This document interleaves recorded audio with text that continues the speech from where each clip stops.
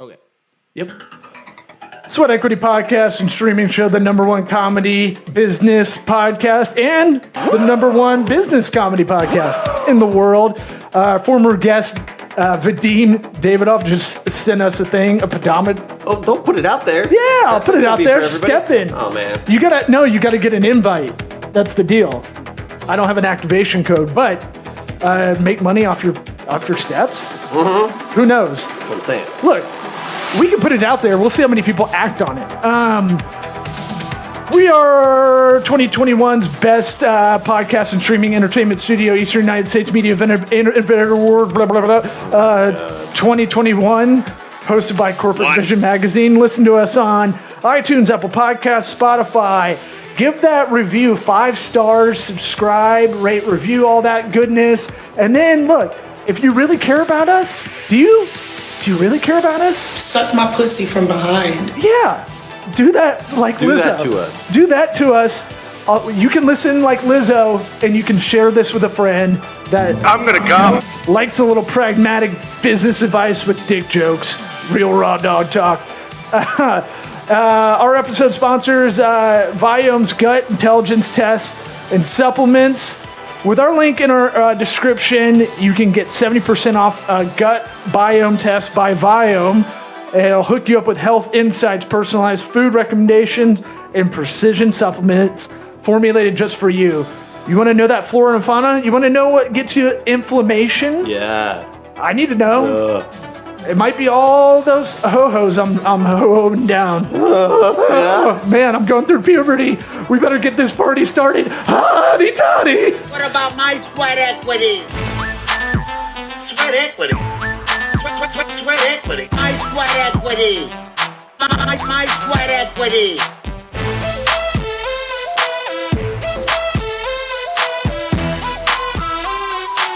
Sweat equity. What about my sweat equity?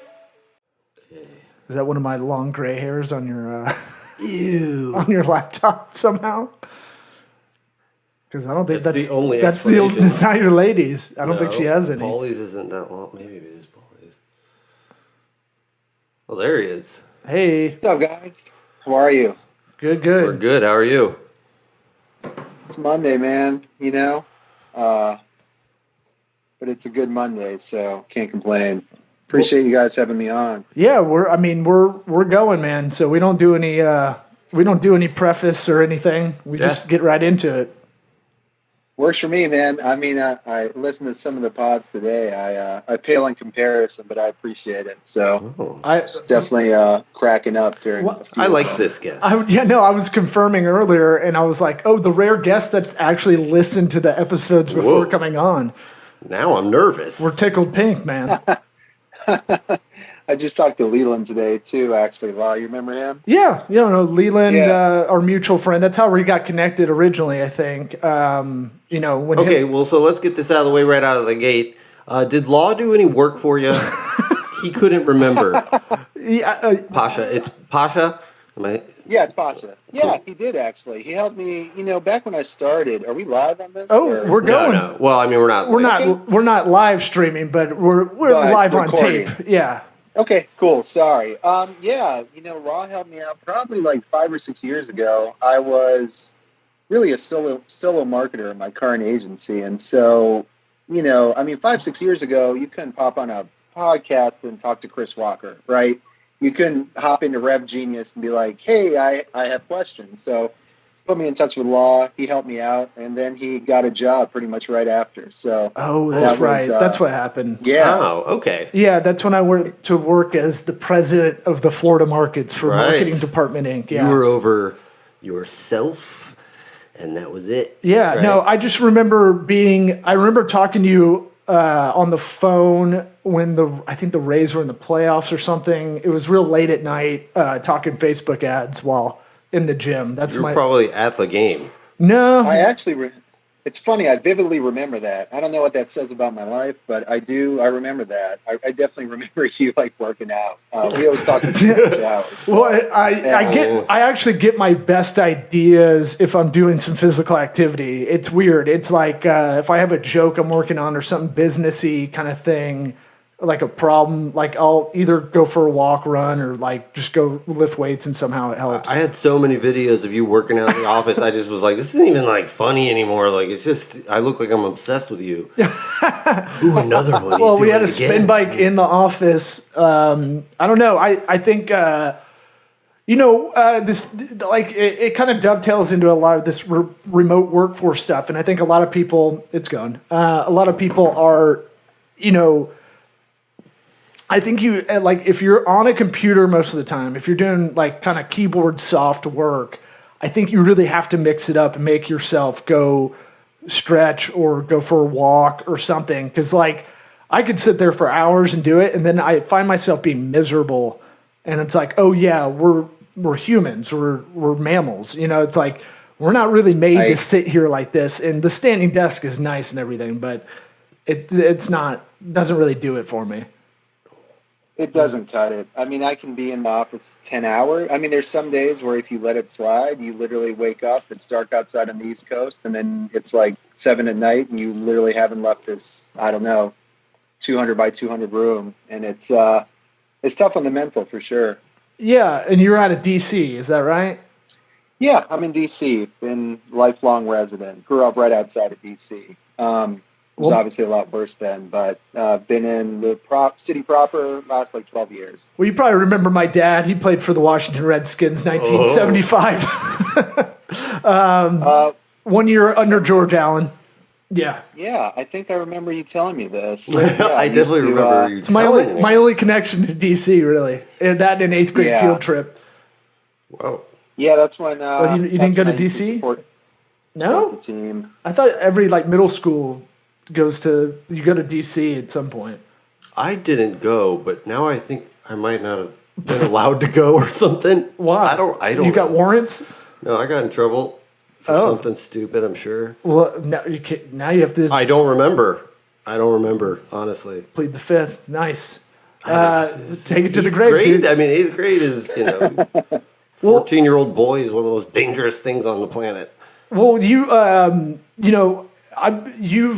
an interesting LinkedIn feed. That's kind of how we reconnected, because you and another friend of mine are really kind of doing real talk on LinkedIn, which is unusual. We consider this show a little bit of an anti-LinkedIn news feed because everything's so saccharine sweet and like polished. Very PC. Before even this PC movement kind of came back around. Do you remember in the 90s, PC was like a big deal?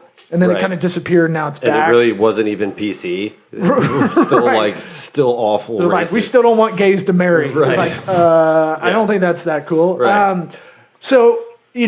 One thing I was going through your feed, just going in the backlog of it, and you weighed in on the Washington Commanders name. Now, we didn't have a subscription to the Biz Journal, so we couldn't read it. But first 3 lines were amazing.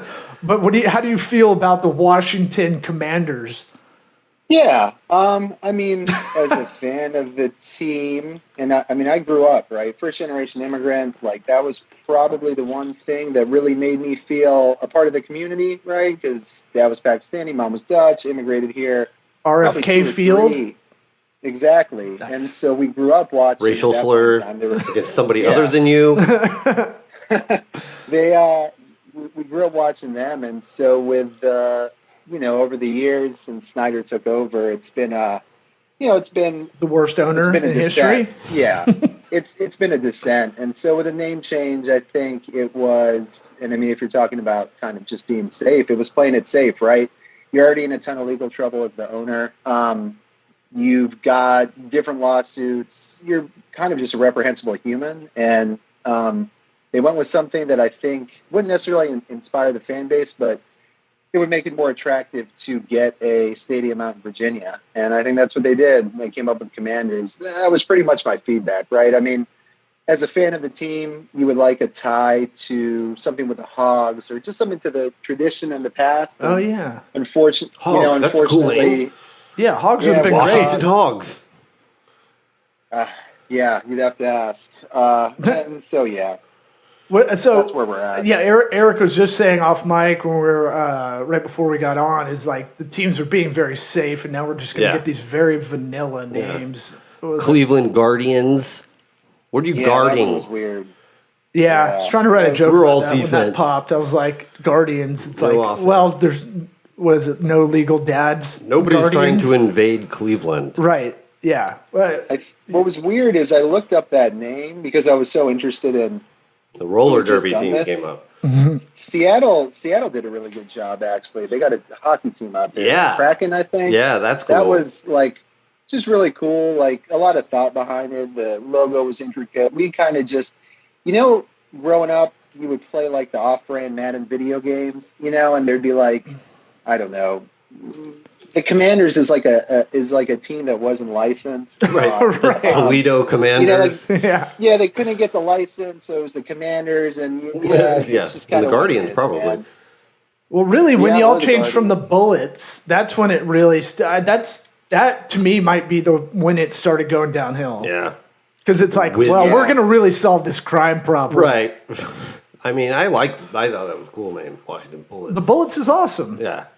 And I don't think It's a good name. I don't think it had anything to do with guns. I think wasn't it more of like a No, I'm sure the plane person or something, who named the team was like, they're as fast as bullets. Right, something like that. Not, because the murder rate's so high, we should be the bullets. Yeah.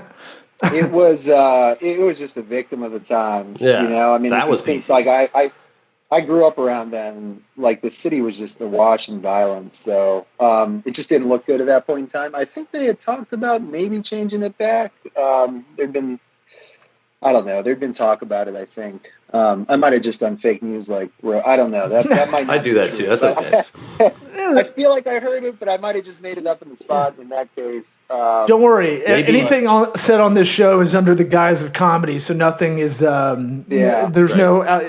You don't have to say allegedly before anything, really. Yeah. I can go on Rogan next if I'm spitting half truths, and off we go. Well, My career. let's go into B2B marketing stuff. What have you? If anybody's listening? So this show's really like, we're trying to speak to anybody that's out there trying to do a side hustle or trying to get another career move going. And B2B marketing is very, let's say, I'd say it's harder to find out how to get into it until you're in it. Because consumer-based B2C, like consumer-based marketing, you kind of get it because you're usually the target of it. But B2B is a whole different world. What are you seeing in that kind of landscape that maybe a lot of people aren't aware of? Yeah, I it's funny. I've been thinking a lot about this, just because I've been talking about transition a lot. A lot of people I know in B2B marketing, I follow on LinkedIn, I respect. They didn't start, in marketing. A lot of transition. So, just the theme of transition, I think, applies to B2B marketing in that, the ways of B2B marketing 5 to 6 years ago has just changed so rapidly. And like I was telling you, 5 or 6 years ago, I had to reach out maybe to you or a vendor to get just advice, especially in a small team. Today, there's so many communities out there where you're able to go and get that advice. You can get that advice. Rev Genius is one. I'm on that Slack channel. Bunch of smart people on there. There's paid like Pavilion where you can almost take classes, take courses, get networked with a bunch of people. I would just say LinkedIn in general. If you just go in the LinkedIn search and follow whatever it may be, you can pretty much find out the best information. People are just giving away information for free. So to zoom out, I think B2B marketing is going through a change. It's going through a transition.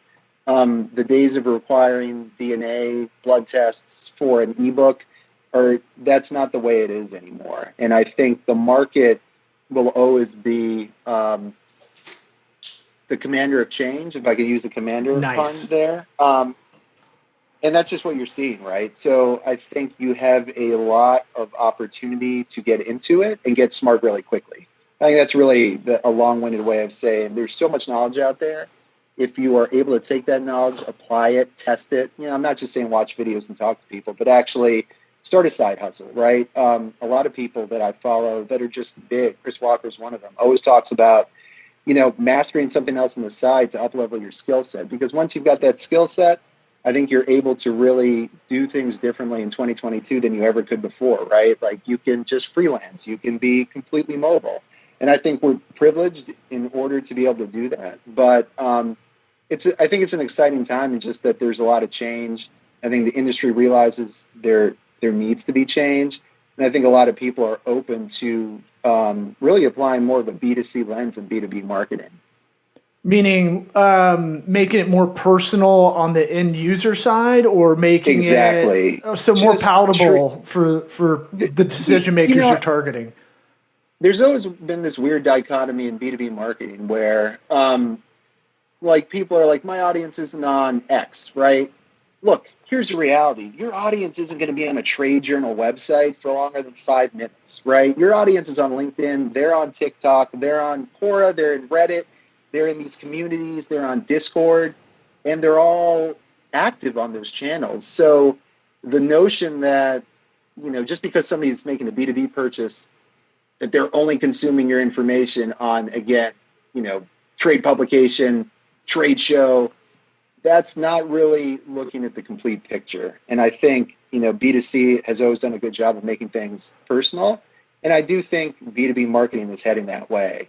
Like one of those things is just not asking for information when you're looking for the answer to a problem. I mean, that would have been like me reaching out to you and you being like, hey, I want to work with you, but let me run a background check real quick, just even before I ask you the questions, right? It's completely, it doesn't even make sense. Well, it's like dating, right? I always thought of lead generation a little bit the same way. Like, yes. If I'm Can't wait to hear this. If I'm talking to a girl and she's like, let me run a background check on you, I'm like, okay. I mean, You've got a good nose for things, huh? I'd be like, that's fine. I have nothing to hide. I actually use that to my advantage as a value add. Yeah. If I'm like, couldn't find me, could you? No, I've got a list. I'm like, look, never had an STD, never been arrested, never put my hands on a woman. What else? I don't know. I'm a generous lover. No, I just like saying that because I think it's gross. I'm not gross. I overheard a guy at a bar say that to way. a woman. Go, I'm a generous lover. And I was like, no fucking way. That guy said that seriously. But, the B2B, like, I think you're right. I think there's a lot of things that if you're in the marketing world, those B2B to B2C, there's like, we can't do these personalized things in that in the B2B world that you see in the consumer level. And it's like, why? The in person is a person, at the end of the day. Yeah.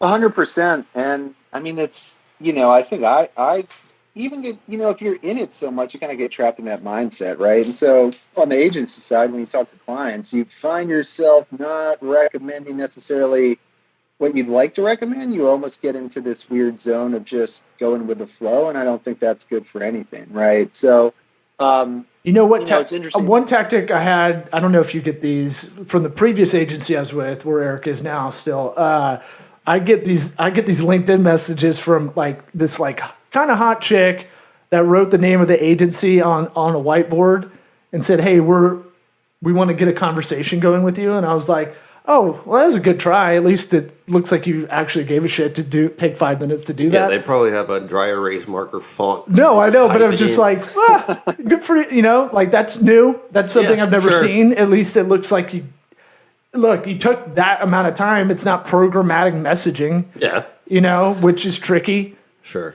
I think any personalized outreach goes a long way. I mean, I think for me, and I've been saying this a lot, if sales reps or SDRs reach out to me via email, I'm just not, it's not even that I don't want to answer. I just, email is so transactional at this point. Mm-hmm. But that same person likes something I posted, or they say, hey, like we have this in common, already I'm in a much more open mind state to hear what they have to say, right?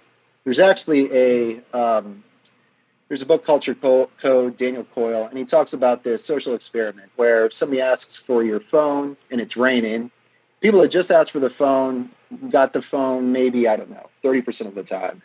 People that said, hey, I'm sorry about this rain, or sucks that it's raining, and then asked for the phone, it was like a 400% increase. So when I just think about interaction, like I just think about there's just being able to connect with somebody as authentically as possible on that first touch is really important. And so why you would do anything to put a boundary around that, I just think it's idiotic. Yeah. I think at this point. I mean, it's people putting in effort. They're using their energy in a way that they didn't have to, and that's the same idea as like manners. Yeah, like manner is saying please and thank you. The only reason it's nice is because you're going out of your way to say it, and at this point you're going out of your way to do a handwritten note, or you're going out, where it's like you're not taking the easy way out. You're putting in a little bit of effort. You do have to worry about saying yes, ma'am to women now. Because I've said it to women and been clapped back, as they say. Yeah. And I'm like, you're a ma'am. You're an older lady. Like, what do you want? Prefer marm? I'd just be like, yes, ma'am. And they're like, excuse me? And I'm like, what? Yes, sir? What is that? Like the N-word for ladies? Like, what? It's definitely a generational thing, I think. Well, look, we've been tricked by people in programmatic messages via LinkedIn. We just had a recent person come on that was like, yeah, that was I had someone ghost writing messages. I was like, well, they did a good job because they're like, hey, we really liked the show, and I forgot to ask my follow-up question, which is always, what episode did you like and why? Right. And I just totally forgot to do that, and was like, oh, we needed a guest. And so fun. I mean, that actually if you listen to that one, that was a tough one. That was a tough interview. Yeah. Not taking anything away from her, but the cannabis industry. I thought we'd have a little bit more cush on that bone. Okay. I saw you mentioned books, a book you were just reading. I saw you post about the stack of books you read. One of them was Traction, which we both. Traction wasn't the one. Scaling Up was the one we both read. Oh yeah. Traction's another kind of scalability book. Any advice on what to read? Just like there's a lot of stuff you can find, I want to kind of figure out if someone's trying to better themselves, how do you decipher between what's garbage and what's good? Yeah, man. I mean, I think for me, I try to center it around a few things. Getting older, one is obviously going to be around just business. Like I think as marketers, it's really easy to like immerse yourself in the world of marketing and everything marketing, but understanding just business in general and the forces that kind of drive business, right, from like a CEO or a COO perspective is so valuable. So that's why I kind of picked up Traction. Again, that came through a recommendation. I'm big into any type of self-help books. So anything like, around just controlling your emotional IQ, a lot of stoicism stuff. I wouldn't say I'm always great at it, but working at it. For me, I use again, it's all for me. So much is network driven, right? Anybody in my network makes a recommendation, I'm just more apt to go for it. Goodreads is good as well if you have that app tied into Kindle and Amazon. But for me, a lot is definitely network driven, and just I try to always be consuming knowledge. So I do follow like just business book. Top 10 lists, all that stuff, refresh it every couple months. There's usually something good in there. Yeah, I saw I love Ryan Holiday. He writes a lot about stoicism. It's one of those things that it's philosophical. It's a lot of psychology and stuff, but that was the one that stuck out that I've read like a third of, then come back to it. Then like, what's that called? Is that Fuck Your Feelings? No, but that's a good book title. Yeah. Is that a real book? Oh yeah, no. The guy's first name is Ryan. I think that wrote it. Ryan Holiday's. I've heard him interviewed on a couple different podcasts. That's how I got into him, and talking about stoicism and Marcus Aurelius, and basically the way is through, and it's not around, and that's my biggest kind of takeaway from a lot of stoicism philosophy. Anything you've kind of sponged up from that kind of philosophy? Yeah, I mean, I think one is just trying to be. This is kind of tough to say because another was so good at it, but just trying to. For me, it's just think before acting. I think a lot of times we're moving so fast that something happens and immediately you just kind of go right into that emotion. I've been trying to work on again, easier said than done, right? But just taking some time to pause before going into that next thought or that next emotion or that next reaction. That's probably one that's kind of stuck out with me. Loosely from that book, but just the idea of stoicism, right? You kind of take things as they come, and you don't get too high or low. Mm-hmm. I think in marketing, sometimes it feels like you're only as good as your last fuck up, is what I say, right? Sure. There's just constant pressure, right? Especially in B2B, B2C. I mean, it's a metrics-driven industry. We don't even know if those metrics are right anymore. So, like I said, not trying to get too high with a victory and not trying to get too low with a loss, and really just trying to stay even keel. I mean, I think as I get into my fourth decade, that's how I'm trying to live my life, especially when it comes to work. That's awesome. That's what I would have said too. That pause in between. What is it? There's a word they use for it. Action, not action, but like there's something that happens, and you have that pause where you get to decide how you react, and it's really hard to take that millisecond to be like, wait a second. Exactly. Because what you mean? don't want to happen is you don't want to end up on social media losing your shit over, I don't know, somebody wearing a mask in a Target line. Because that's your whole life is gone, right? Just from a reaction. Canceled. You're canceled. Yeah. I mean, I remember my dad having road rage when I was growing up. Like, if he would have done that shit now, pretty sure he would have been on social media somewhere. Right. I do not think that would have been good. Well, I mean, that's an extracurricular in Florida. Road rage used to be huge. Wasn't it a bigger deal growing up? I feel like I saw guys getting out of trucks and stuff a lot. I heard a story about it this morning. So Oh, really? Yes. Like what? At work. What happened? There was some guy that, I don't remember what the guy did, but 4 other guys got out of their car and started whooping on his car and stopping traffic and stuff. So it's still out there. Yeah. Well, let those people in. Florida's the second chance state for everybody. Everybody fucked up somewhere else. Right, so we're gonna get some of that. I feel like you were about to say something there. It looked like you had a thought, and then you took a pause. Don't say what you were going to say. Who wrote "Fuck Your Feelings"? Who was that book? Oh yeah, Ryan Muncie was the guy's name. Muncie. I've never read it. I don't know why. You said Ryan, so I thought it was the same guy. I think it's a Stoic thing. Yeah, it sounds like it. It sounds like. I mean, the title alone is as stoic as it gets. Yeah, well, stoicism. Yeah, I mean, I always thought of you're a stoic person as the adjective. It's a yes, but it's a little different in the misnomer. Philosophical. Yeah. Stoic person. It's just bland. It's if you're stoic, doesn't necessarily mean you don't have feelings. I feel like you just process them better, right, and it shows them better. Yeah, and it's not about. It's about. Like we hear a lot of people on the show talk about getting out of that double talk or that emotional based logic, and it's like I mean that part of me bringing back to working out. Sometimes if I am getting too manic, it would calm me down to make a better decision, or here's what I'm going to do.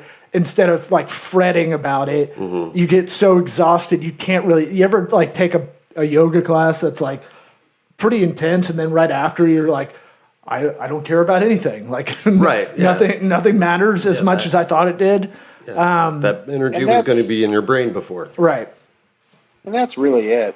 Again, I've been in the agency world. This is 13 years. 10 years before that, I was in restaurants, right? Bartender, waiter. I think those are probably the 2 highest stress industries. So I've been doing this for, 26 years. And again, I think in my 30s, I used to deal with that in more unhealthy ways. And I think as you get a little bit older, a little bit more grounded, you just don't want to be like that anymore, right? So I work out, as much as I can, at least 4 or 5 times a week. I try to eat healthy. I've tried meditating. It's not really for me, but I do breathing exercises, right? I go to therapy. I do a lot of things because I lead a team now, right? And I don't want to. When you lead a team and it's not like I have a large team of hundreds of people, but the people underneath me, I want to make sure that I'm as whole as possible for them. So their experience under me is something that they can, take with them to the next job, and hopefully I've impacted them in some way. Instead of when I came into this industry, again, we talk about things being different. Man, no one cared about how much you were working or if your boss was yelling at you in 2008. I'm just being honest with you, right? Like I saw some crazy things. And I would call those somewhat hostile work environments. So I want to circle back to that. And a lot of digital is rough. And you're in very much in the digital space. I mean, a lot of that we didn't know it really at the time, but it's very much in its infancy. Totally. I know you're a MarTech kind of purveyor, let's say, or surveyor. I don't know. I mean, the MarTech 5000, if you look at an infographic of just all the data out there, like Facebook and Google are small specks on that map. Anything you see on that front, because that alone can give people anxiety if they really know what it is. Yeah, I mean, it's funny. Yeah, MarTech Day, I think is next Tuesday, the 7th, and they're going to release the marketing technology. It'll probably be, I would think 9,000 to 10,000 pieces of marketing technology software. Again, as the more I get into this stuff, and the more I get into this stuff, I just have found myself going back to marketing principles, right? Sure. So like technology is great, and technology can serve a lot. It can do a lot of good. Today I'm working with a client, helping them with their sales and just marketing process, and how do we support that with technology to make things more efficient. That inherently is great. But what are the most important things there? The people in the process, right? The technology is just a mechanism. And so within that, technology, no matter how much it is, the more you get, this never solves problems, right? It's just, it usually adds to them and compounds them. So things like branding, positioning, understanding your customer through research, like these are bedrocks of marketing that have been around since Ogilvy was, sipping a martini, right? Yeah. Like I think what you're going to see in the next 5 to 10 years is, I think like at some point there's got to be a MarTech bubble that bursts, right? And I think you'll probably have some major players that continue to do well, but I think you're going to see a lot of these smaller solutions go by the wayside, because honestly, I just don't think there's enough, especially if things slow down, right, with VC and things slow down, God forbid, recession.